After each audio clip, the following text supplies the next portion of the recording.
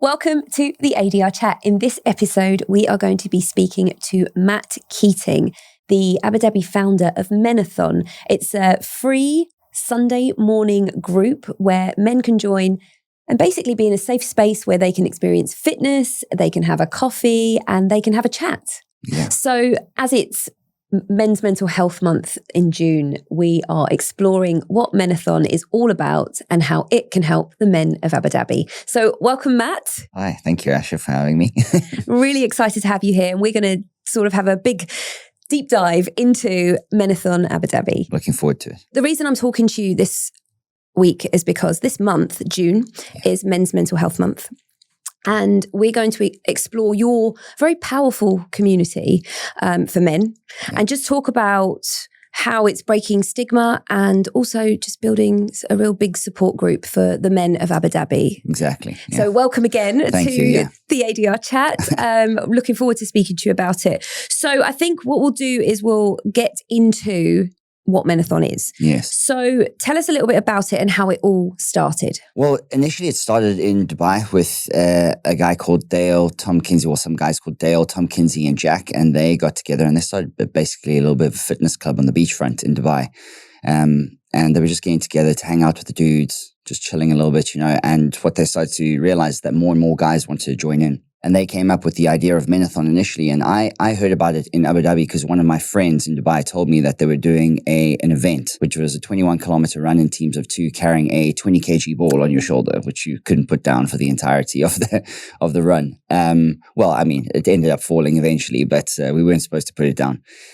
So I went up there with one of my friends, got out the car, opened up the boot, opened up my bag, and realized I forgot my running shoes at home, and I was wearing my Crocs. So I had to do the whole event in my Crocs. How many K was it? 21 Ks. 21K in Crocs. Yeah, that was bad enough alone, but we had to carry the ball too. But got through it eventually and sat down with the boys afterwards. It was just a really nice vibe. We had a chat, we had a coffee, it was a good laugh, and it felt really good for me, for my soul. So I came back to Abu Dhabi ultimately and thought about it a bit more. And I was like, you know what? I actually want to take what they are doing and bring it to Abu Dhabi. So I contacted them and they were like, yep, we think you're the right man for the job. And so we got on with it. And that's how it started, Abu Dhabi side. Brilliant. Why did you want to start it here? What did you feel the need was for a group like this? Initially, and it's not that I have all of the answers or anything, and I thought I was going to be the provider. For me, it was initially because I needed it more than anything else. I needed a support network, and it comes from not an entirely selfish point of view, because I knew that other people were going to be struggling with the same thing. It was more that I kind of needed that, and I wanted my friends to be there, and I wanted that space on a Sunday just to decompress and do something difficult with a group of like-minded guys and sit down and have a coffee afterwards. It was just such a good release that time when I went there with them, for me mentally, that I thought that I would benefit by doing that every weekend. And then a lot of other guys in Abu Dhabi themselves would benefit, which has proved to be the case, clearly. So, it was much more about that than anything else, to be honest with you. And how long has it been going on for? It's over a year now. We had our year anniversary 2 months ago. And that's every single Sunday, come rain or shine, holidays, everything. We've done it from just over a year ago until now, every single Sunday, which is quite cool. And do you see regular faces, or do you every week, are you seeing a new person or a couple of new people turn up? So we have regular faces, but they can be sporadic. We do have a core group of guys that come all the time, every single weekend. They're there. They are just diehards, which is maybe they need it, or maybe they just enjoy escaping for a little bit, whatever it may be. And then we also have a few new faces, which is cool, because usually it takes one session for the guys and they're locked in. I know that the fitness style itself is not for everybody, but the community definitely draws them in if they just make it to the session. You talked about the fitness side of it. So do you do the same thing every week, or are you changing it up? Is it carrying a heavy weight every single week, or is it something else? Yeah, if it was, I don't think we would have lasted that long, to be honest with you, especially if I had to keep doing it in Crocs. Yeah. We vary. It's very much a functional fitness type thing, and the workouts are longer and more grueling when we do them, but we do alternate between the longer workouts and then also running sessions. So it might be a running based workout, and then it might be just a workout with dumbbells or something like that, team workout or something. The thing is that we intentionally try and make it not too easy, because we want a bit of that shared suffering factor to it. You want to be proud when you finish it, something that scares you a little bit.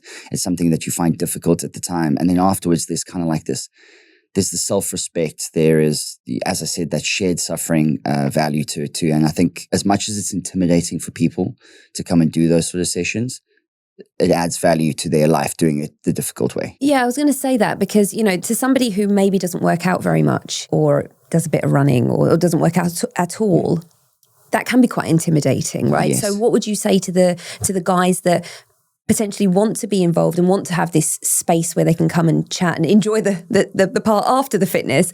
What would you say to them who potentially might feel a bit intimidated to come to that first initial workouts part? Yeah, I think, I should have clarified on that definitely, is that it's a scaled difficulty. The difficulty is however hard you want to make it to some degree. It's not like I'm going to chuck you in there with a 20 kg ball and make you run 21 Ks. Say, for example, on that day, there was 10 Ks without any ball, and then the guys were just running together or something like that. And 10 kilometers might have been the furthest run they've ever done. So they broke their glass ceiling, if you will, just by doing something a little bit less, but still difficult for them. So yes, it might be intimidating to the people that come, but we will always be there and present to help them scale it down and make it more accessible for everybody. Because ultimately that is the goal here. We want it to be difficult, but difficult for you, not just difficult, Yeah, that makes sense. And I think carrying a 20 kg bag on your first time would be no. would be fun. And we don't expect it to be the case. It's definitely not it. And I don't want people to be scared away by what I'm saying here at all. I want people to come and try it because they'll see there is value in what we do by making it difficult, but it is up to everybody's standard. Yeah. Okay. And where do you do it in Abu Dhabi? So we've got an amazing place actually, which we've got also given to us for free, which is fantastic. It's Prime Hub, which is on the Yas F1 track. A guy called Mark, who was very interested in what we were doing, thought that the space would be perfect for us. And it is, because it's, to be honest with you, quite hot now. It's outdoors, which makes the workouts tougher than they should be, but that is part of the process, I suppose. But yeah, we rock up there every Sunday morning at 6 a.m. A nice little bit of AstroTurf there and a coffee shop. So we do our thing. We go for our run on the road or we work out in the AstroTurf area, and then we'll sit down and have a coffee under the umbrellas afterwards. Lovely. Yeah, it's a super nice place. Yeah, I can imagine. And that's such a little hub for a lot of fitness things happening around the sort of Yas area. Absolutely, anyway. Yeah, Prime Hub itself, I mean, they have all of the paddle courts, and they host a lot of functional fitness classes there for kids. They have the outdoor football and all of that too. So it's a really nice little fitness hub. Yeah, cool. Okay, so as I said before, it's Men's Mental Health Month in June. And I just we talked about what you do in this space, but why do you think it's important for men in particular to have this, let's call it safe space? Yeah, I mean, with it being Men's Mental Health Month, I'm sure that everybody has seen a lot of posts recently about the challenges that men face. And I'm not trying to detract, because everybody faces difficulties, men and women. But what I think the difficulty for men is that we're maybe less risk averse. So we end up taking the ultimate step in the wrong direction, the final step in that direction, which is terrifying to me.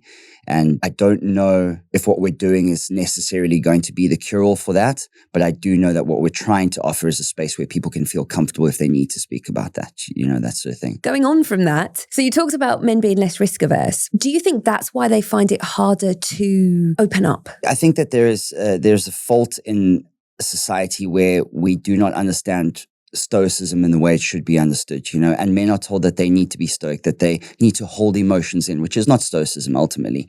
And within our communities, even within men's communities alone, we still are quite difficult to get through to each other when we're suffering with something. And I know that society expects men to be quiet, to not talk about their problems, to not show any weakness. And what happens ultimately, as everybody knows, when you keep that stuff bottled in, it gets to a breaking point and the bottle needs to burst. And I would like to offer a preventative measure to some degree for people who don't want to necessarily come and see a therapist, don't want to necessarily start taking any medication to help them, but just need a space where they feel that they can be themselves for a little bit. And if they feel like they ever do want to talk, they can talk. That's a very important place for men and for women. And it's great that you're actually creating that space for them. You've said you've been going for a year. Yeah. Have you seen what's been like the one scenario, let's say, let's call it a standout moment.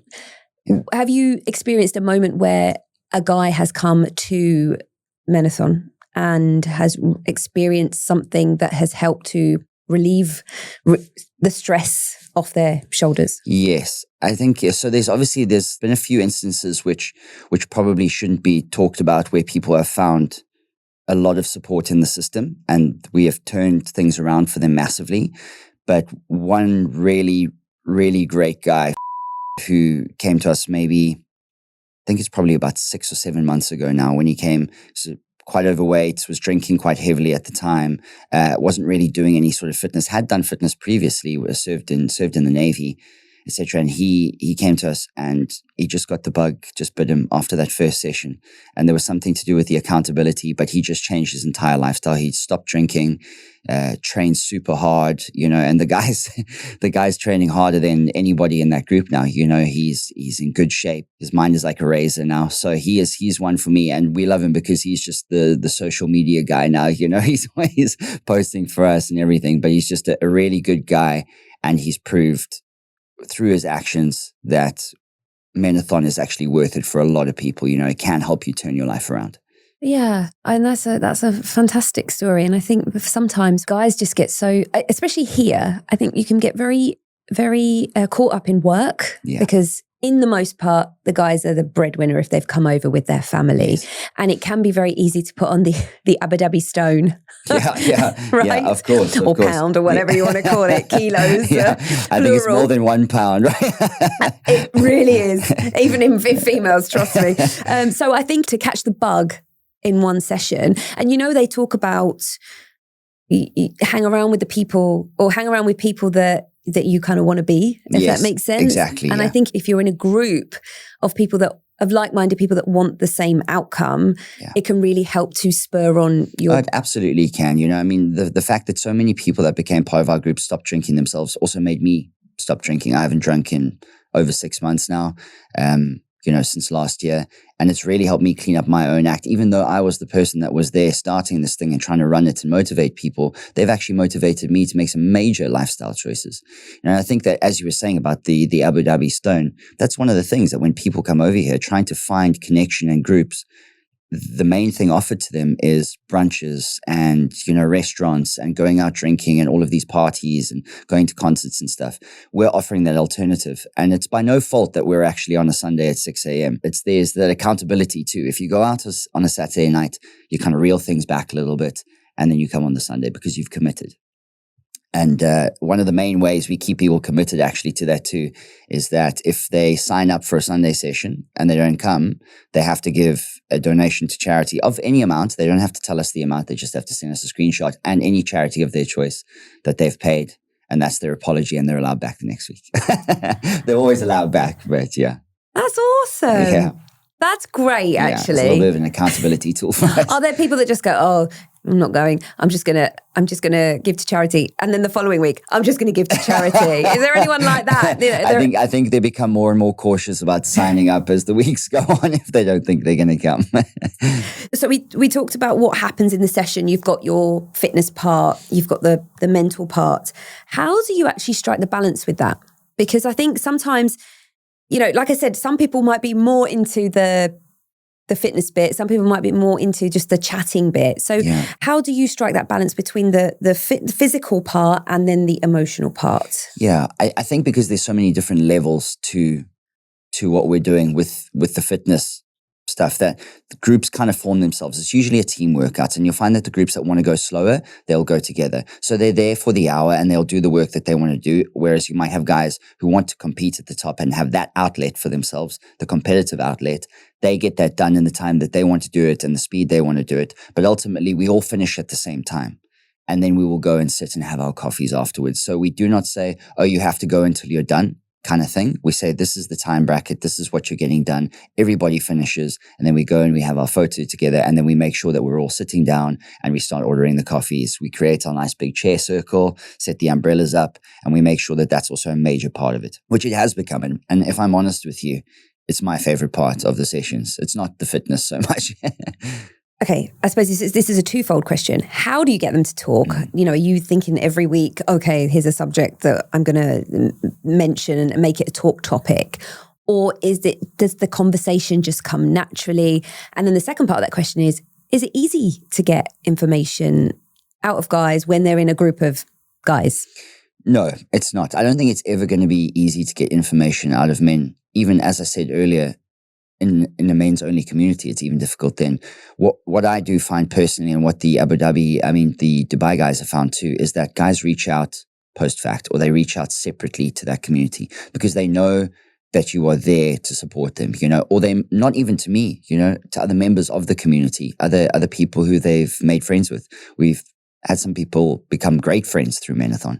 And I think that they start to reach out to each other a little bit more. So within the group itself, that's not something I am trying to offer because I am not a therapist. I want to offer men a safe space where they can feel part of a community, make friends, and always feel that they can reach out if they want to.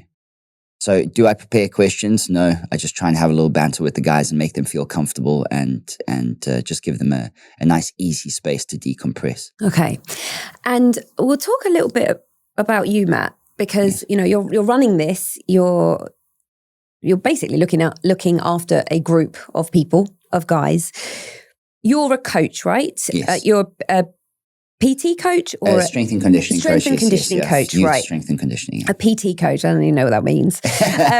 And obviously, you coach others. Yes. So you touched a little bit about how the Menathon experiences kind of touched you personally, but I mean, feel free to say no. But how has that sort of touched you? No, I think it's good to share my experience because I want people to understand that this is also a place that I've come from. You know, I want people to know that I've been there.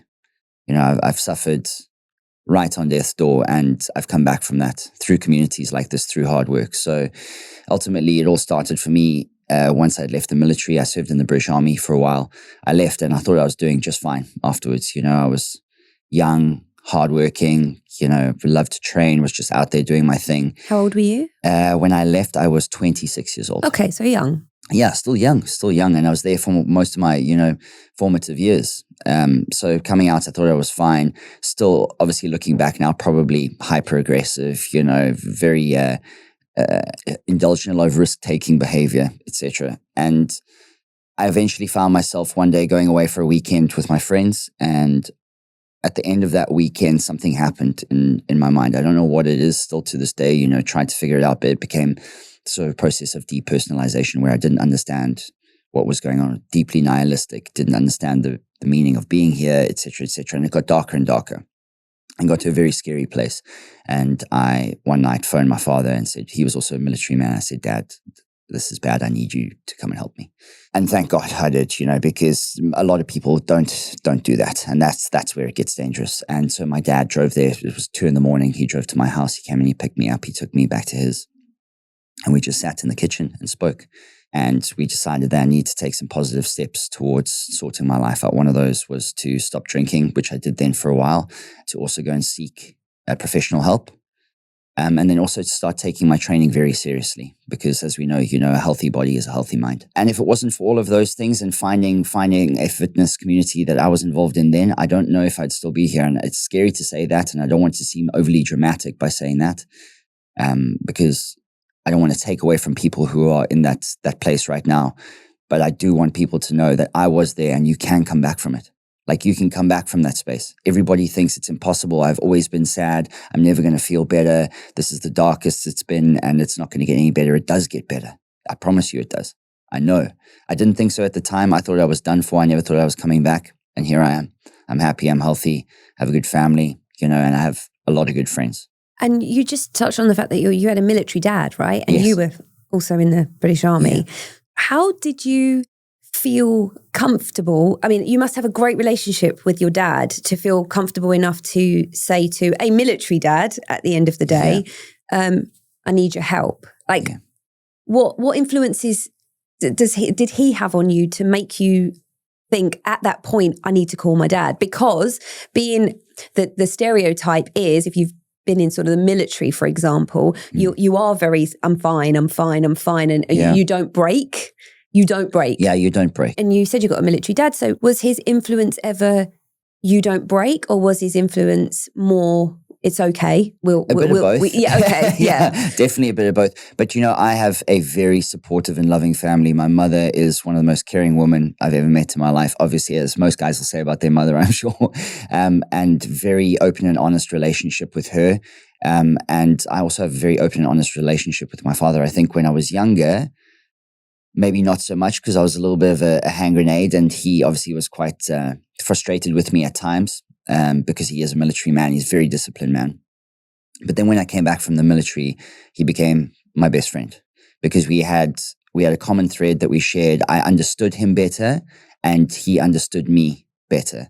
And I was at a point in my life where we could communicate openly because of all of those shared experiences. Even though they weren't at the same time, we had a common belief system thereafter. And I think that led to a much closer relationship.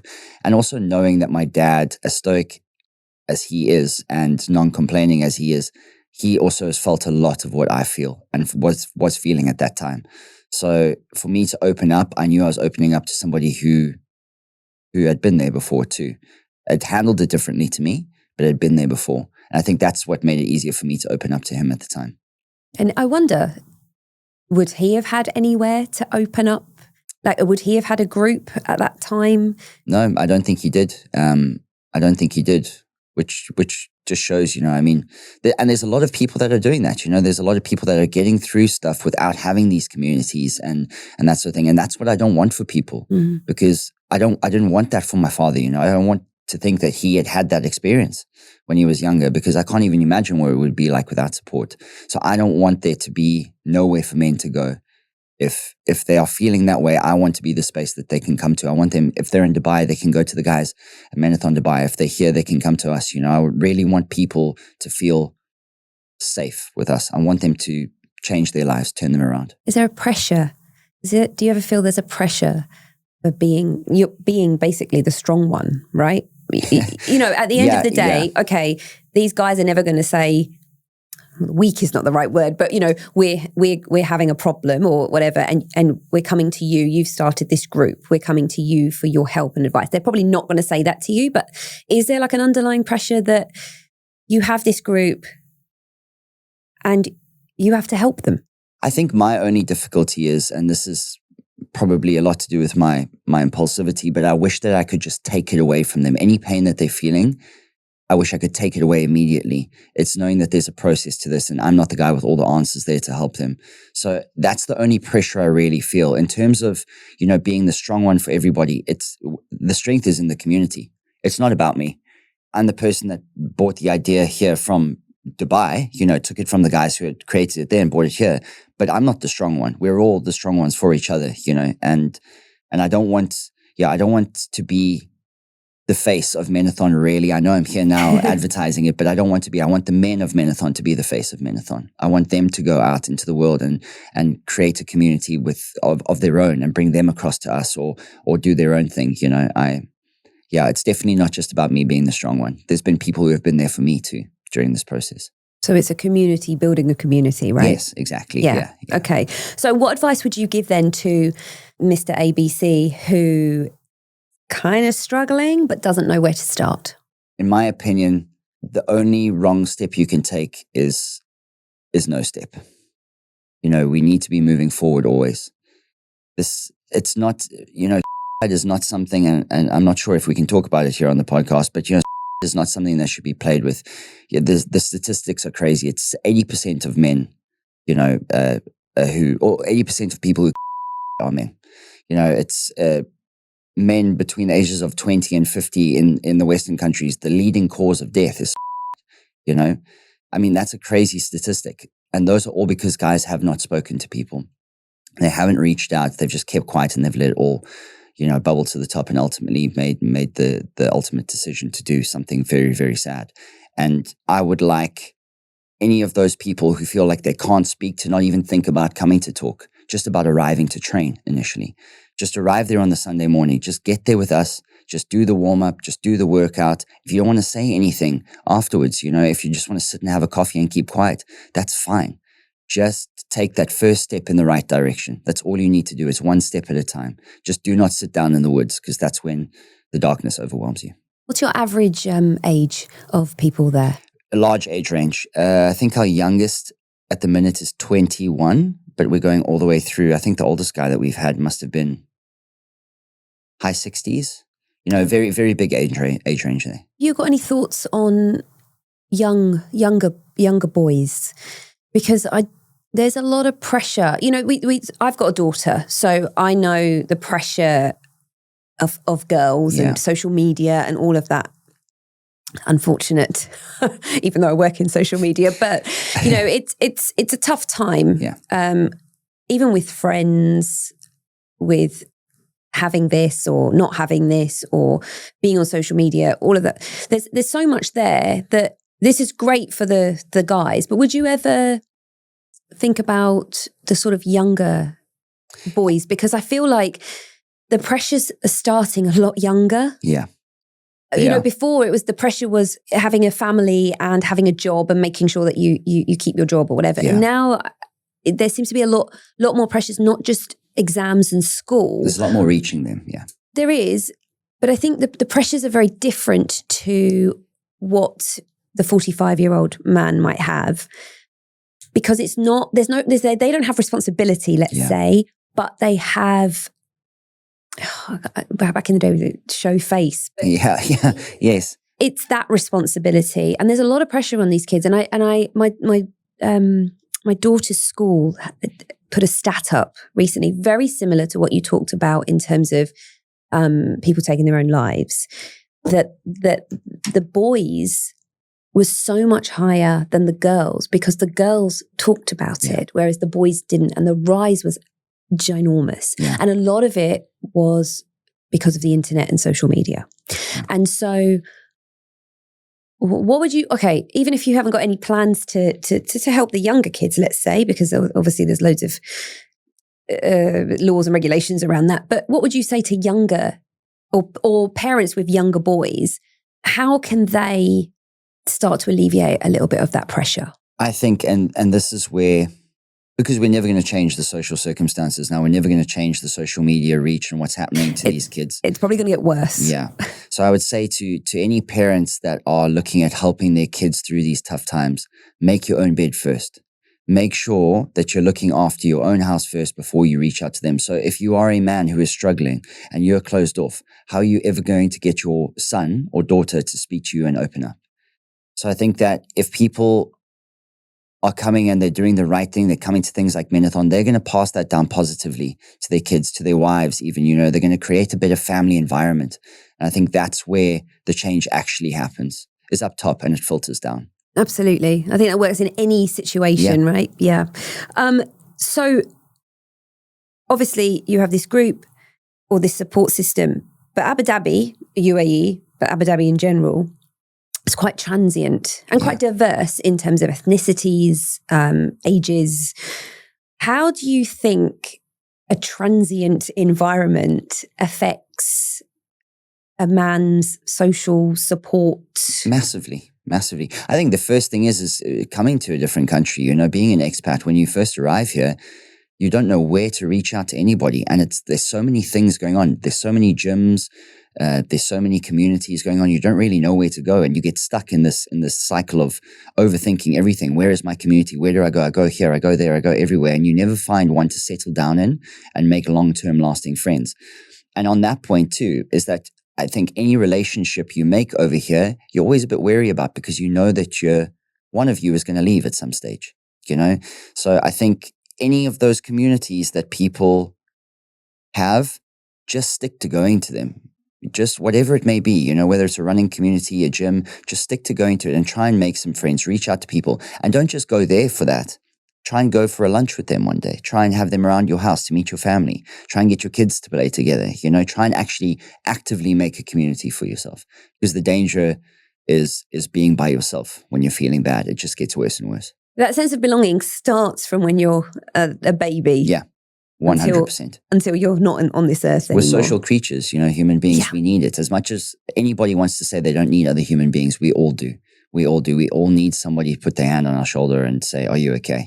Or say, come with me, let's go for a run. Everybody needs that. Yeah, although, come with me, let's go for a run. Let's go for a walk. Yeah, I'll go for a walk. I'll go for a walk. So do you think, doing this now, do you think the stigma around mental health is slowly changing? Do you think, are you noticing that guys are more willing to have that conversation? I mean, obviously they're coming to your group, so potentially they are having the conversations, but do you notice that as a whole, that men are more open to speak? Or is it that we just end up being around the people that are willing to speak? I do think it's moving in the right direction, to be honest with you. I do think it's going in the right direction. It's, again, slower than I would like it to be going. And definitely more in other places than some. But I do think it's moving in the right direction. And I like the direction it's moving in. I just want it to go faster. I just want people to feel really, really comfortable speaking about it, because it's going to change everything when they do. Okay, so today you're talking to me, a woman, about this. I mean, I think you're very open. So if it was a guy, you'd be just as open to talking about it. I've got a husband. I've got lots of male friends. We know that community plays a big part in helping with men's mental health. But what about a female? What about the women as part of this? Because obviously we're not part of that group, right? Yeah. What are we looking for when it comes to our friends or our husbands or even our children, if you've got boys? What are we looking for? Any changes in them? Anything like that we could potentially go, right, we need to start sitting down, having a chat? I think there's a couple of things, again, I'm not a licensed therapist, but I think that from my own point of view, I do know a couple of things that are big warning signs. Firstly is becoming more withdrawn. So if they were withdrawn before, they're going to become more so. They're going to become quieter, less likely to talk ultimately. There's also things like listlessness, not really wanting to do anything, wanting to do less, spending more time in their room, spending more time wanting to sleep, spending less time with their friends, wanting to spend less time with the family, less interest in things that they loved before, like passions. Like if they love playing football, they might be less interested in going to practice and training with their friends. I think there are a lot of signs, and they don't necessarily shout to you, but the difficulty then is what you do to actually find out if that is the case, because the worst thing you can do too is start to pry, I think, especially with men. It just seems like the worst thing. So ultimately, the best thing to do is then drive them towards spaces where they feel comfortable to speak. And if that means you ask them, but you listen just to see, that also is probably a great one for you to do. But ultimately, I think you need to get them to a professional as soon as you start to see any sort of wear and tear on their psyche. There's no hard and fast rule as to what a person with depression looks like, unfortunately. But if you feel that anything is different, trust your gut, especially as a parent or a partner or a friend or anything. Trust your gut. You've known that person for a long time. If it seems off, then trust your gut and try and make an effort to do what you can. Yeah. Okay. Great advice. So where do you see Menathon growing in the next year or so? I know it's in Dubai, yes. But specifically in Abu Dhabi, how do you see it growing? Well, I know that the Dubai guys have been having some chats. We're actually going to be having a meeting next weekend. They've had some chats with people in Australia who are interested in running Menathon over there. I've had some chats with somebody in Vietnam who's running it over there. He's running a very similar thing off of the back of Menathon, but he's not quite called it Menathon yet. We want to bring him now under the wing and under our banner and just try and really expand this as far as we can. Not that it really matters what the name is, as long as these groups are out there and they're doing that, that's good. But to know that they're part of our community gives us also a sense of pride, and gives us a bigger, broader community. If guys are traveling to Vietnam, they can then go to Menathon Vietnam and train with the guys. Yeah, just expand as far as we can and also get more people in that need it here. I think everything, again, starts at home. I want as many people who need it to come to Menathon Abu Dhabi. I would really, really like to see more faces. So I suppose, we're going to probably wrap it up now, but there's been some real amazing advice and information in our conversation for guys. But if someone's listening, when they listen, when they listen, and they may be struggling, they may be feeling a little bit isolated, what would you say to them as a sort of parting thought? Again, I think it's just take the first step in the right direction. You don't need to start running. Just move forward always. That is the thing. Just step forward in the right direction. If you take one step in the right direction this week and don't do anything for a month after that, that's fine, because you know that you've taken one step forward. And then in a month's time, try again, take another step forward. I think just keep moving. That's it. As soon as you sit down, that's when it all starts to overwhelm you and close in. Brilliant. Well, thank you so Asha, much for having me. Honestly, it's been very enlightening, and I'm really hoping that the men of Abu Dhabi join you, even if it's for the coffee. If the coffee, I'm more than welcome to join for just the coffee too. We do like supporters. There's some pom-poms and stuff, some cheerleading. So thank you, Matt. That was so insightful. There's been so much information there that I really hope helps the men of Abu Dhabi. If you want to be part of the community, just hit Matt up on Instagram, which is Menathon AUH, and just give him a shout. If you want to join the groups, they are free and they are every Sunday morning at 6 a.m. So if you're going out on Saturday night, you know what to do. And you can book your spot and see him over at, you said it was Yas? It's a Prime Hub on Yas Island. Prime Hub on Yas Island. And until the next ADR Chat, bye.